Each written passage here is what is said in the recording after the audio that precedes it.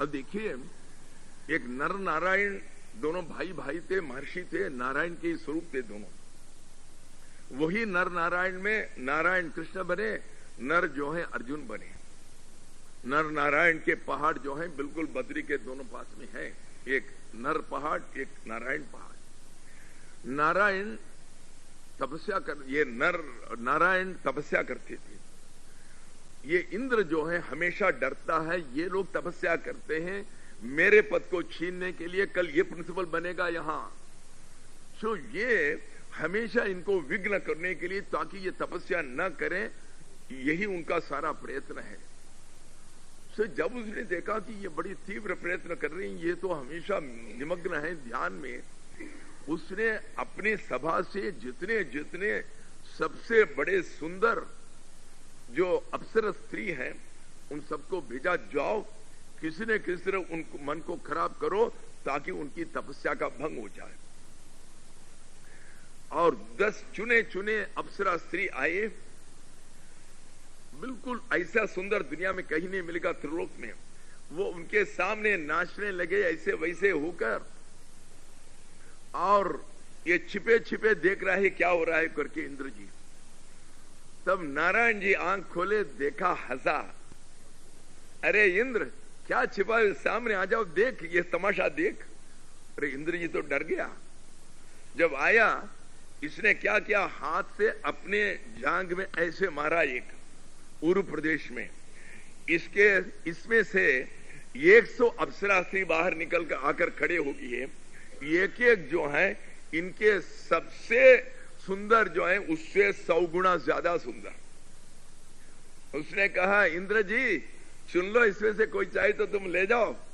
तो इंद्र जी को वो लालच आ गई, उसमें से एक को चुना, उसका नाम है उर्वशी। उरु माने ये, इस प्रदेश को उरु कहते हैं। इसमें से आए, ये उनके वश में गए, उसका नाम उर्वशी बना, उसको लेकर चला गया।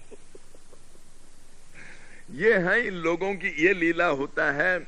इसीलिए न कि संसार वाही कई ही मूढ़ सग समानता। बाकी जो संसारी लोग वो भी तो ऐसा ही भोग कर रहे हैं, परंतु वो भोग क्या करते हैं, वो लोग गधे हैं कहते हैं। संसार वाही कई, केवल संसार के बोझ को ये चलते लेते चलते हैं, इनको पता नहीं कितना भी बोझ हो उसी में इनको संतोष रहता है। ऐसे गधों के साथ क्या समानता है भैया, ये लोग बहुत ऊंचे। हालांकि दोनों भोग करेंगे, तब भी इनको उनके साथ आप जुड़ नहीं सकते, जोड़ नहीं सकते हैं। ये उनके साथ कोई इनके बराबरी नहीं होती है। अरे ये कहां वो कहां, हालांकि बाहर से दिखाई पड़ेगा अरे ये भी बुक करता है, वो भी बुक करता है। बहुत मुश्किल है महात्मा लोगों को समझना। इसमें यह भी हो सकता है, कोई ढोंगी भी हो सकता है। आपके जो एंटेना जो है, जैसे रेडियो की एंटेना होती है ना, ये नहीं हो तो टीवी नहीं आएगा। जी टीवी के लिए बहुत बढ़िया सा एंटेना की जरूरत है। इस तरह जब तक आपकी एंटेना मजबूत नहीं होगी, आप उनको समझ नहीं पाएंगे। ये है यत्पदम प्रेप्सवो दीनाः शक्राद्या सर्वदेवताः अहो तत्र स्थितो योगी न हर्षम उपगच्छति। जो पहले कह रहे हैं उसी की बात अब हो रही है। जनक जी जो हैं पहले भी काफी पहुंचे हुए थे, ज्ञानी थे, ये नहीं। हां, आत्मदर्शन अभी हुआ उनका, परंतु पहले भी वो काफी पहुंचे हुए थे। नहीं तो अरे ये 20 लोग सुना, आधा घंटे के अंदर ये पहुंच गया, ये सबकी बस की बात है। हम भी तो सुन रहे हैं, कितने दिनों से सुन रहे हैं। अरे आपके पहले से मैं सुन रहा हूं इसको, और सुन रहा हूं, सुना रहा हूं, अब हुआ। इसके लिए तो एक अधिकारी तो चाहिए, पहुंचना चाहिए वहां पर। इसीलिए ये राजा भी बने, इनका मन नहीं बिगड़ता है। राजा बने बिल्कुल निर्लिप्त, जैसे पद्म पत्र मिवाम्भसा, जैसे ये कमल के पत्ते में जो पानी जो रहता है, पानी उसके ऊपर है परंतु उससे चिपकता नहीं है, वो वही बात होती है। यत्पदम प्रेप्सवो दीनाः शक्राद्या सर्वदेवताः। इंद्र इत्यादि सारी देवता लोग जो हैं वो सब जिस पद को चाहते हैं हमको इससे भी ऊंचा पद मिले, बहुत बढ़िया सिंहासन मिले। अरे मैं तो केवल इंद्र हूं, इंद्र को तो कुछ ही लोग मानते, ब्रह्मा जी को सभी मानते, मैं ब्रह्मा बनूं। सो इस तरह करके ये लोग जो है आगे आगे प्रमोशन चाहते हैं। सो जिस पद को ये इंद्रादि देवता लोग कैसे चाहते हैं, दीना बिल्कुल परवश हो जाते हैं, परतंत्र हो जाए, जब तक नहीं मिलता इनकी मन को चैन नहीं मिलता है। जब आप स्वतंत्र हैं, किसी आशा के वश में होकर आप गुलाम बनेंगे? अरे आशा रहे, हम स्वतंत्र हैं, अरे आशा मिले न मिले हमें क्या हुआ, ऐसा तो रहना चाहिए। परंतु जब मन के आया हमको वो पदवी मिलना चाहिए। आप देखिएगा जो एमपी है, हर एक के मन में मैं मिनिस्टर बनूं, प्राइम मिनिस्टर को मक्खन लगाए, हम मिनिस्टर बने, महाराज कभी मिनिस्टर जी हमको याद रखना। सो इस तरह करके आप बिल्कुल दीन बनकर, बिल्कुल विवश होकर, दूसरे के परतंत्र होकर आप इसके पीछे पड़ते हैं। ये है साधारण आदमी का। अरे साधारण आदमी का इंद्रादि देवता लोग भी ऐसे ही हैं, कोई अपवाद नहीं है। परंतु अहो तत्र स्थितो योगी न हर्षम उपगच्छति, किसी योगी के उस पद पर बिठाओ, उसको ब्रह्मा बनाओ, उसको इंद्र बनाओ, उसके मन में जरा भी कोई मन विचलित नहीं होता है, वो तुरंत उछलता कूदता नहीं, देख मैं इंद्र बन गया करके, बिल्कुल कुछ नहीं है। अरे किसी बीए में 3rd क्लास में पास हो गया, कितने उछलते कूदते हैं, रात को होटल नटराज में जाकर अपने फ्रेंड्स को ले जाकर, पिताजी 1000 दे दो, रात को हमारा करना है।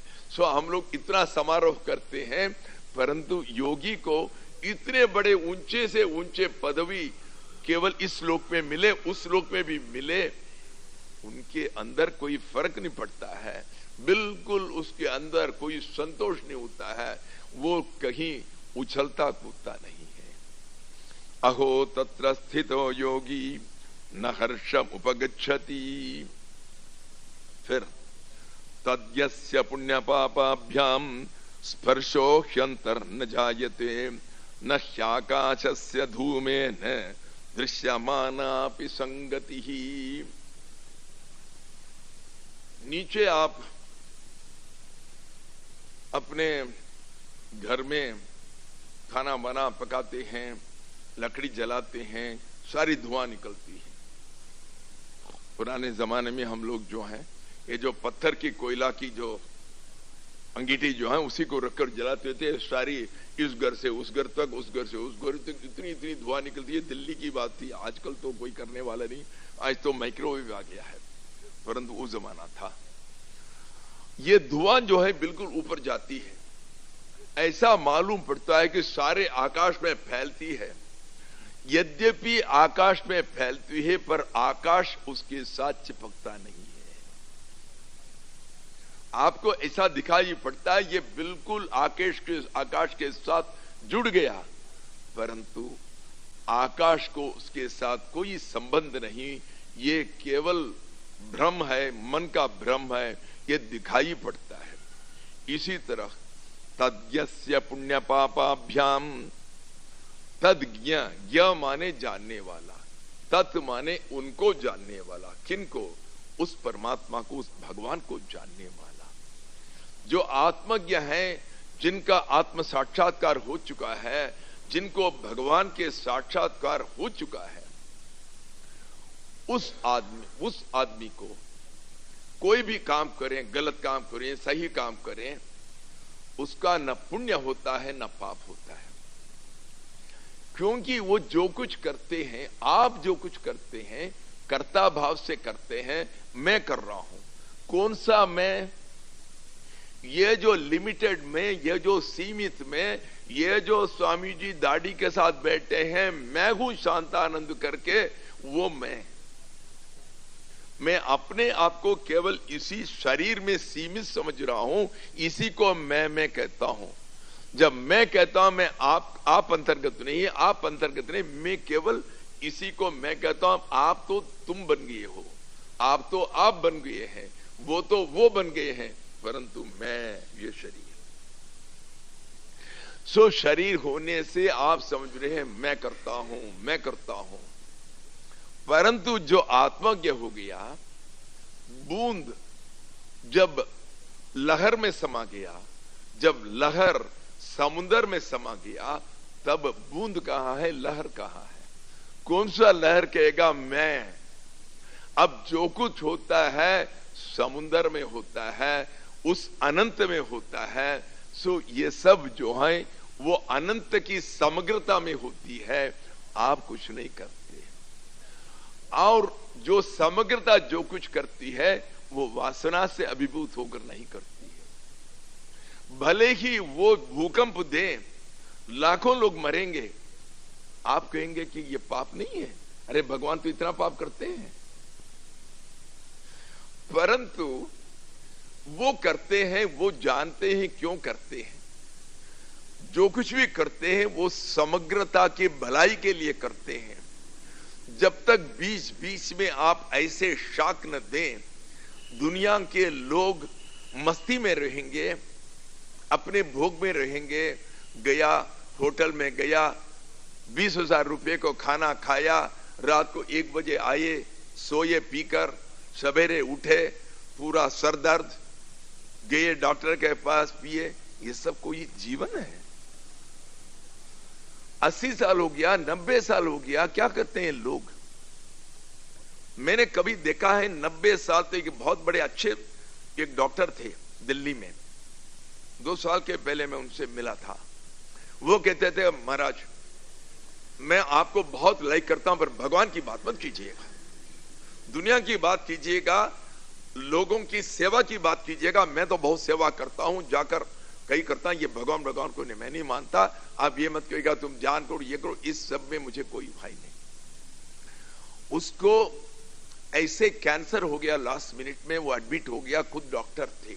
इतना वो दर्द हो रहा था, वो कहता था अब देखो अब किसका मैं अवलंबन करूं, अब कोई नहीं है, किसका कोई अवलंबन करूं, कुछ मन की तसल्ली के लिए भी कुछ मिले। अब उनका एक फ्रेंड था, एक कानूगा साहब अभी हैं, वो उनके पास बैठकर कहता था अरे भाई तुम कम से कम कभी राम राम तो कहो। अरे भैया राम करके कोई फायदा नहीं, हमको रम का ही याद आता है, मैं राम कहां कहूं। अब बताइए, ये सब सच्ची बातें सामने हुई है ना। अब उनको देखकर उनकी पत्नी, अब जब भी मैं जाता हूं वहां आ जाते हैं, स्वामी जी कुछ ज्ञान की बातें बताई, वहां बैठ जाती है क्योंकि उनको डर लग गया। उनके पास बहुत पैसा है, वो बिल्कुल अकेली हैं, कई करोड़ों का माल है, परंतु उनके अंदर पूरा ये लग गया, उनका बेटा कहीं काम करते उनको देखने के लिए कभी नहीं आता, हालांकि वो भी दिल्ली में है, समय नहीं है किसी का, बिल्कुल अकेली है। जब भी मैं जाता हूं उनको कहीं से पता चलता है, वो तुरंत भाग कर आ जाती है, स्वामी जी हम बैठे रहे, आपकी कोई हर्ष तो नहीं है, क्योंकि उनका डर लग गया। मेरा भी मरते समय कोई अवलंबन नहीं रहे, कुछ नहीं रहे। एक दिन आएगा जब आप फील करेंगे। बहुत बड़े अंग्रेजी का प्रथम शब्दकोश जिसमें लिखा था, उसका नाम था जॉनसन। सारे जीवन में बिल्कुल निडर रहा, बिल्कुल जब मृत्यु शैया आई तब उनके जो जीवनी लिखी थी, एक बासल उनको हाथ पकड़कर रो रहे हैं, भैया थोड़ा सा बताओ क्या होगा वहां कोई हमारा पहचान वाला आएगा मुझे ले जाने के लिए, मैं जाऊंगा कहां। बिल्कुल ऐसे हो गई है रबर। ये सब ऐसे ही है, जो पहले से ही हम थोड़ा बहुत एक भगवान को मान लें, कुछ तो मान लें, आत्मा को मानो। हम तो हैं, केवल उस हाइपन को तो माने, भगवान तो वही हाइपन है, उसी को तो सत कहते हैं। इतना तो मानो मैं हूं, सो एक हाइपन है, कुछ है जरूर, सभी को कहते हैं ये है ये है ये है, कुछ तो है। जब इतनी बड़ी दुनिया चलती, इस दुनिया को चलाने वाले तो कोई होगा। इतने बड़े first class computer, first class network, इसको भी बनाने वाला तो एक है। जहां पर कोई सिस्टम है, कोई क्रम रूप, कोई जब प्रक्रिया चलती है, उसको चलाने वाला एक जरूर होगा। भैया अपने आप ऐसे थोड़ी चलेगी। जड़ वस्तु जो है अपने आप नहीं चल सकते जब तक कोई चैतन्य वस्तु उसको चला दे नहीं। कोई रथ है, रथ अपने पहिया में थोड़ी जाएगी, घोड़े की जरूरत है, सारथी की जरूरत है, कोई चैतन्य बैठे तो सही, तभी तो चलेगा। इसीलिए कहते हैं कि जो भगवान को जान लिया तो वो कोई भी काम करते हैं वो मन से नहीं करते हैं, वासना से अभिभूत होकर ये मुझे चाहिए, इससे मेरा बेटा का फायदा हो, इससे मेरी पत्नी का फायदा हो, इससे मुझे पैसा आएगा। उनके अंदर कभी भी मैं ये मेरे लिए करता हूं कर ये नहीं होता। जो कुछ करते हैं वो सब यज्ञ है। यज्ञ का मतलब है जो कुछ करते हैं सारी दुनिया के कल्याण के लिए या दूसरे किसी के कल्याण के लिए, दूसरे किसी के मंगल के लिए आप जब भी करते हैं वो यज्ञ होता है। जरा सा भी आप ऐसा काम करें उसका प्रभाव बहुत होता है। रोज आप सब कुछ अपने मतलब की करते रहें, कोई एक चीज रोज आप रखिएगा मैं किसी के लिए करूं। अब देखिए एक हमारी एक गुरु बहन थी, वो बिल्कुल कैंसर में थी, बहुत बड़े परिवार के थे, संपन्न परिवार की थी। उसने एक बार मुझे लेटर लिखा, महाराज हम भी आप जैसे अब बन गए हैं, पूरा वैराग्य आ गया, अपने सारे सामान को दे दिया, कुछ तो मैं अपनी पोती को दे दिया, कुछ तो मेरी बहन को दे दिया, कुछ तो हमारे यहाँ ये कुक हैं जो खाना पकाते रहते हैं, जिनका घर वहीं पर है, हमारे अंदर ही दे रखे हैं, और उनको हमने कई चीजें दे दी, अपने बर्तन कपड़ा वगैरह दे दिया, महाराज सब कुछ दे दिया। मैंने कहा तुम मेरे जैसे नहीं बनी हो, तब बनोगी यदि तुम इन सबको इसलिए दिया। कैंसर की समय में आखिर में तुमसे कुछ नहीं तो कोई बहन आकर के अरे ये मुझे 2-4 सूटकेस दी थी करके वो आकर करेगी। सबके अंदर आप कृतज्ञता चाहते हैं, इसीलिए तो अपने लोगों को दिया। कहीं बाहर के कोई भिखारी को बुलाकर आपने एक साड़ी दिया, अपने एक अपना जो एक नेकलेस आपने इनको दिया था, अपने बहन को दिया था, अपने पोती को। इसको वैराग्य कहते हैं? बिल्कुल नहीं। आप पहने अपनी पोती पहने, दोनों में कोई फर्क नहीं, क्योंकि आपकी तादात्म्यता है उन लोगों के ऊपर। तादात्म्य भाव को छोड़ो, इतना सा ही आप किसी जिनके साथ कोई संबंध नहीं है उनको बुलाकर 2 रुपया दे दो। पर उनको 2 रुपया देने के पहले आप पुलिस आंसर पूछेंगे, अरे ये पेकड़ तो नहीं है, अरे ये परसों देखा था ये शायद पेकड़ है, इसको आप 2 रुपया देने के लिए आधा घंटा सोचेंगे, क्या उनका पूरा आप इन्वेस्टिगेट करेंगे, ये कैसा आदमी है, ये इसका करेगा क्या करके। अरे अब नारायण समझ के उनको दे दो, वो कुछ भी करें, आपका तो नारायण भाव है, आपका बन गया, वो भले ही जहन्नम में जाए। आपके अंदर ये सब भाव की बात है। ये सारी चीज जो है कि केवल दृष्टि के मुताबिक होती है, आपको कुछ नहीं करना पड़ता है। आप आज तक जिस नजर से जिस दृष्टि से देखते रहे उसको थोड़ा सा बदल लो, भगवान मिल जाएगा। आपको कुछ नहीं करना, कुछ नहीं धरना, कोई गुरु के पास जाने की कोई जरूरत नहीं, कोई आपको कुछ करने की भी जरूरत नहीं, केवल अपनी दृष्टि को बदलो, केवल इतना ही कीजिएगा, आप पहुंच जाएंगे। यही तो ये कहते हैं, तद्यस्य पुण्य पापाभ्याम स्पर्शो ह्यंतर न जायते। कोई भी पुण्य हो पाप हो, इसको अंदर जाकर कुछ बैठता नहीं है, इसको कुछ नहीं बिगाड़ सकता है, इसके लिए कोई पुण्य नहीं होता, पाप नहीं होता। ये जो कुछ करते हैं ये समग्रता के भाव से करते हैं, ये करने वाले नहीं, करने वाले परमात्मा है उस समय। हालांकि आप समझ रहे हैं कि स्वामी जी कर रहे हैं या वो ब्रह्मनिष्ठ कर रहे हैं, ब्रह्मनिष्ठ कुछ नहीं करता है, करने वाले वो हैं, वो परमात्मा के एक ही भूत हो रहे हैं। परमात्मा जो करते हैं उसमें न पुण्य होता है न पाप होता है, न पुण्यम न पापम न सौख्यम न दुखम, चिदानंद रूप शिवोहम शिवो। ये है, ये कैसा है, आकाश से धूमेन दृश्यमाना पे संगति ही। आकाश में धुआं जाती है, उसके साथ कोई संगत नहीं होता है ही वहां पर, परंतु चिपकता नहीं। इसी तरह आत्मैवेदं जगत सर्वं ज्ञातं येन महात्मना यदृच्छया वर्तमानं तम निषेद्धुं क्षमेत कः। जो महात्मा कब कहते हैं? जब तक आत्मा संकुचित होकर मेरा शरीर ही आत्मा आप समझ रहे हैं, अब छोटा आत्मा है।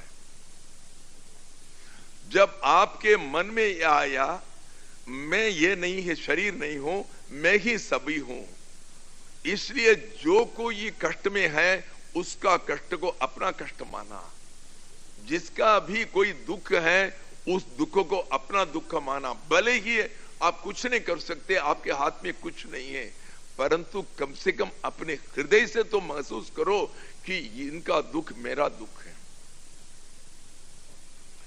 अंग्रेजी में 2 वर्ड हैं, हिंदी में तो सभी को सहानुभूति कहते हैं। सहानुभूति का वाक्य नहीं है, सहानुभूति को सिंपैथी कहते हैं।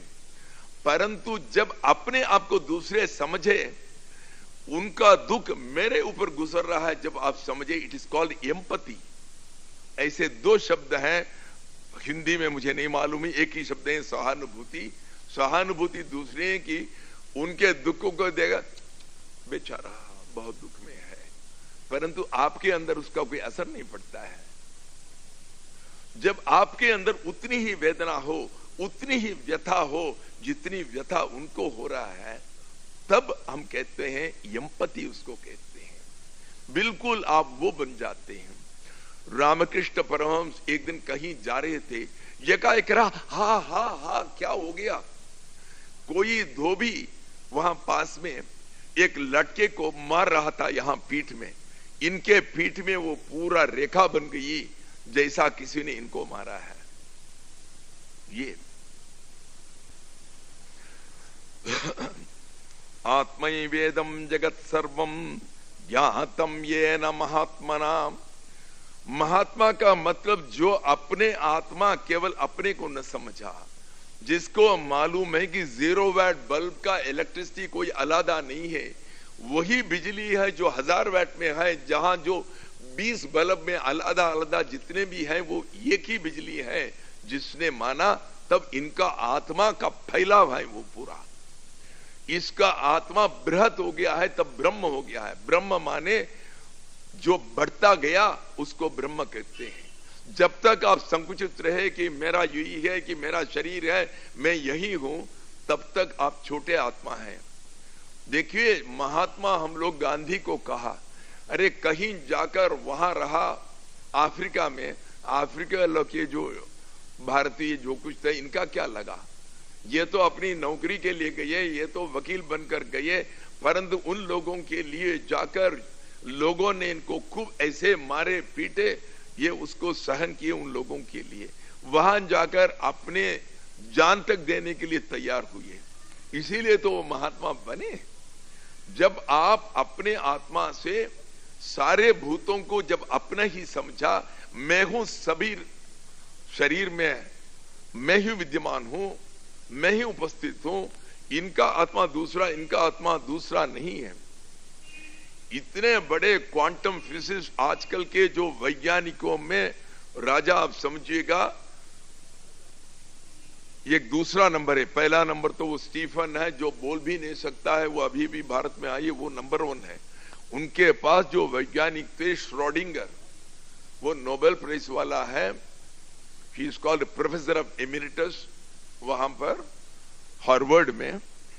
वो ये कहा है, देखो ये जो हमारे अंदर जो चैतन्य है, चैतन्य शब्द का बहुवचन होता नहीं, चैतन्य शब्द एक वचन है, क्योंकि आपका चैतन्य दूसरा, इनका चैतन्य दूसरा नहीं है, यही लिखे हैं।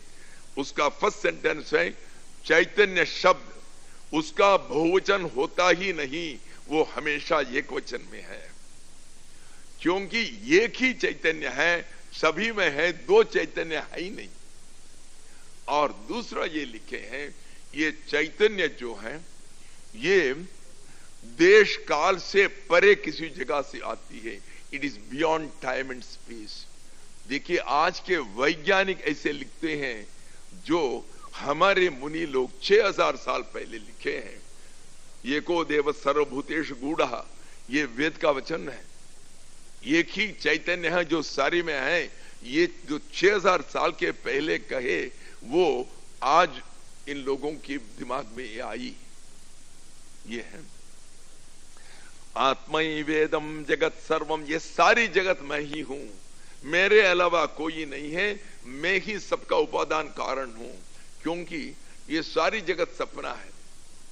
आपके सपने में आप छोटे से कमरे में सोइए, आपके सोते वक्त एक ऐसा सपना आया, बिल्कुल बहुत बड़ा सा विस्तृत एक अफ्रीकन जंगल में है, आप शिकार खेलने गए, एकाएक आपके चारों ओर घेर गए हैं 1000 हाथियां, और आपके साथ जो लोग गए हैं मृगया खेलने के लिए, सब डर रहे हैं, उनके पास कुछ आए नहीं, जो 1000 बस 1 मिनट में कुचाल डालेंगे, अब क्या किया जाए। अब इतने लोग कहां से आए, ये हाथियां जो गरज रहे हैं, जो आवाज कर रहे हैं, सब चैतन्य हैं। 1000 कहां से आए, किसने बनाई, आपने बनाया। सो ये सारी जगत आपने बनाया, उसके अंदर जो चैतन्य है आपने उधार दे दिया। सारे चैतन्य आप ही हैं, आप जाकर तत्सृष्ट्वा, ये तैत्तिरीय उपनिषद में आता है, तत्सृष्ट्वा तदनु प्रविश्य सच्चत्यच्चा भवति निरुक्तंचा निरुक्तंचा। उसने सृष्टि की, भगवान ने सृष्टि करके हर पुतली के अंदर खुद घुसा। ये सब कहने का ढंग है, इसको अलंकार कहते हैं, परंतु मतलब ये है मिट्टी से तो घड़ा बनता है, यहां कौन सी मिट्टी है भगवान के पास, जब वही है, उनके अलावा तो दूसरा है नहीं, कौन सी मिट्टी है, खुद ही मिट्टी है। सो अपने ही चैतन्य को उसके अंदर रखा, उसी चैतन्य से वो हुआ। सो जिनको मालूम हो गया ये सारी जगत मेरी ही सृष्टि है, ये पूरा इसके अंदर तो मैं ही घुसा हुआ हूं, मैं ही समाया हुआ हूं, मैं ही व्याप्त हूं, इस सब में मैं ही प्रयोग हुआ हूं। जब ये मालूम हो गया तब यदृच्छया वर्तमानम, वो जरा भी कभी कल के लिए नहीं सोचते हैं, अरे कल सवेरे के लिए नाश्ता के लिए क्या किया जाए, इडली बनाया जाए, अरे हम तो अभी 2 साल में रिटायर होने वाले हैं, उसके पहले एक मकान खरीदना है, और हमारा जो पैसा आएगा उस ग्रेट्युटी से क्या कराया जाए, अरे मेरा बेटा को तो अभी 3 साल पढ़ाई बाकी है। आप सारी योजना बनाती हैं 10 साल के लिए, 100 साल के लिए, और अपने पोते तक का लिया। ये जो है यदृच्छया वर्तमानम, जो मिला सो ठीक है, आज 1 रुपया आया ठीक है, आज खाना मिला ठीक है, आज दावत मिला ठीक है, कल उनको कुछ नहीं मिला ठीक है, और 2 दिन तक रूखी रोटी भी नहीं मिली, रूखी सूखी कोई बात नहीं, बिल्कुल ठीक है। यदृच्छया वर्तमानम, जो मिला उसी से अपना काम चला रहे, कल के लिए नहीं सोचते। बाइबल में एक जगह है the sermon on the mount, पहाड़ के ऊपर जाकर सब लोगों को उपदेश देते हैं। इट्स अ ब्यूटीफुल वन, एक पैरा है, वो सबके लिए, वो ईसाइयों का नहीं, हिंदुओं का नहीं, सनातन धर्म है उसमें। छोटा सा किताबी लोग बेच डालते हैं, the sermon on the mount. उसमें वो लिखते हैं, अरे तुम इतना फिक्र करते हो कल के लिए, परसों के लिए, तरसों के लिए। Do the birds of the air and the denizens of the jungle, do they bother about the morrow? Sufficient unto the day is the evil thereof. देखो जंगल में जितने प्राणियां हैं, ये जो सिंह शेर हैं, शेर क्या आज का खाने को अरे थोड़ा सा बचा हुआ अपने फ्रिज में रखता है क्या? और आप आज बचा परसों तक आप फ्रिज में रखते हैं? वो नहीं रखता है, अरे कल के लिए कल देखा जाएगा। ये है। और इतने इतने चिड़िया हैं, वो क्या जाकर कुछ थोड़ा सा दाना परसों के लिए हो जाए, क्या पता कल मिले न मिले। जो विश्वास भगवान के ऊपर उनका है, उतना विश्वास यदि हमारे पास होता तो अब तक हम भूल जाते। ये नहीं है ना। सो इट्स अ ब्यूटीफुल, वो इतना ब्यूटी है उसमें। वो कहते हैं कि अरे जो मिला तुम्हें आज वही बिल्कुल बहुत है, क्यों तुम कल का क्यों फिक्र करते हो? जिसने आज तुम्हें खिलाया क्या कल मर जाएगा? वो है। सो बिल्कुल इसी आशा से रहो। यदृच्छया वर्तमानम, वो कुछ भी कर सकते हैं। तम निषेधुम क्षमकः, वो कुछ भी करें, उनको आप मना नहीं कर सकते। वो बिल्कुल स्वतंत्र हैं।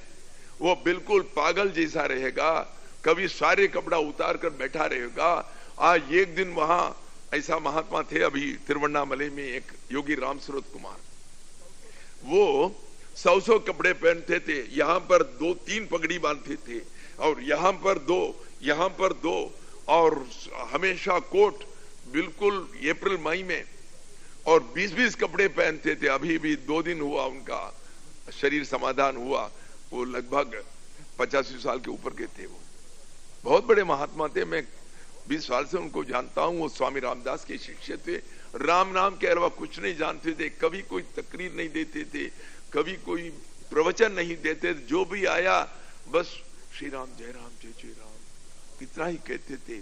और उनका कई बार वो मेरे हाथ पकड़कर ऐसे देखते थे, अंदर से इतनी ज्योति मैंने कभी नहीं देखा कि 82 साल में जिनके मुख में ऐसे ब्रह्मचर्य का तेज। ये वो शायद बनारस के साइड के थे। वो ये यदृच्छया वर्तमानम, जो है वैसे है, जो मिला सो मिला, भोग मिला ठीक है, योग मिला ठीक है, रोग मिला ठीक है, वो कोई परवाह नहीं। तम निषेधुम क्षमक कहा, उनको कौन मना कर सकते हैं? कोई नहीं मना सकते, ये करो ये मत करो, उनकी मर्जी है, क्योंकि वो अपने आप नहीं करते हैं, अपनी मतलब से नहीं करते हैं। अब कोई शरीर नहीं कर रहा है, उनके अंदर कोई कर्ता भाव नहीं, करने वाला परमात्मा है, उनको कौन मना कर सकते हैं? स्वस्ति प्रजाभ्य परिपालयन्तां न्याय्येन मार्गेण महिं महिषाः गो ब्राह्मणेभ्यश्च भवन्तु नित्यं लोकाः समस्ताः सुखिनो भवन्तु, सर्वे भवन्तु सुखिनः, सर्वे सन्तु निरामयाः, सर्वे भद्राणि पश्यन्तु, मा कश्चित् दुःखभाग् भवेत्। ओम नारायण नारायण नारायण नारायण नारायण।